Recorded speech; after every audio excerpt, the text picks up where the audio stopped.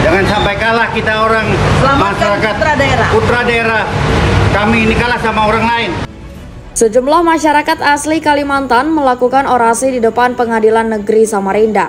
Hal ini dilakukannya sebagai bentuk kekecewaan terhadap putusan hakim yang menyatakan salah satu putra daerah Kalimantan Timur bersalah dalam kasus jual beli unit alat berat berjenis bulldozer.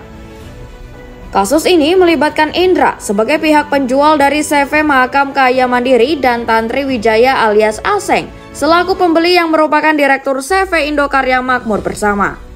Harga bulldozer yang disepakati adalah senilai 900 juta rupiah. Namun setelah pembayaran lunas, pihak pembeli membatalkan transaksi dan meminta pengembalian uang senilai 1,5 miliar rupiah. Tuntutan ini dianggap memberatkan pihak penjual yang kemudian ditahan dan dijatuhi hukuman 2,6 tahun penjara pada sidang putusan terakhir pada Senin 10 Juni 2024 kemarin. Pengacara Bolang Sunarti yang akrab disapa Sena menjelaskan orasi yang dilakukan sejumlah masyarakat Kalimantan ini merupakan bentuk solidaritas dan dukungan kepada Indra yang menganggap keputusan ini tidak adil dan menunjukkan ketidakberpihakan hukum terhadap putra daerah. Tadi putusan memang majelis di sini memang sebetulnya bersikap netral, Pak. Bersikap netral dan memang putusannya kami juga sebetulnya cukup dengan putusan hakim adalah putusan yang sebetulnya adil tapi belum seadil-adilnya. Hanya adil tapi belum seadil-adilnya. Karena apa? Dari sidang yang ada ini adalah perkara ini sebetulnya perkara yang kecil tapi dibesar-besarkan. Makanya di sini kami putra daerah merasa dirugikan dengan kedatangan orang yang masuk ke dalam Kalimantan Timur dengan ingin berbisnis di dalam Kalimantan Timur, tetapi putra daerah kamilah yang akhirnya dirugikan. Rustani, tim pengacara Sena, meminta peninjauan kembali atas kasus ini dengan alasan bahwa kasus yang dituduhkan kepada kliennya Indra sebagai pihak penjual tidak dapat dibuktikan di persidangan.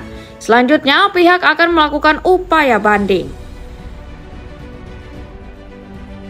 Fakta bukti persidangan tidak terungkap bahwa tuduhannya adalah pasal 263 pemalsuan. Sekarang pemalsuan yang dipalsukan yang mana, yang asli yang mana tidak bisa dibuktikan di persidangan. Terus bukti memesan, tuduhan memesan membuat invoice palsu juga tidak bisa dibuktikan dan tidak ada disita barangnya. Artinya timbul pasal 378 penipuan. Padahal itu sudah sepakat perjanjian itu sah dan perjanjian itu sah dibatalkan dan uang sah dikembalikan, namun saat dikembalikan hanya ada tersisa 130 juta. Jadi sisanya itu 770 itu adalah hutang.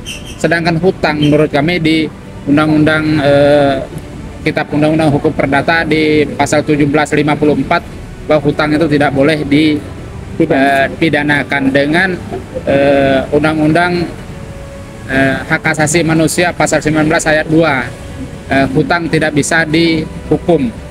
Itu. Jadi kami agak kecewa sedikit karena tidak merujuk ke pasal-pasal tersebut. Sena menambahkan bahwa kliennya ini menjadi korban ketidakadilan hukum, di mana kasus jual beli yang semestinya masuk dalam ranah hukum perdata namun berakhir dalam hukum pidana. Nunung Budi, Nusantara Channel News melaporkan dari Samarinda.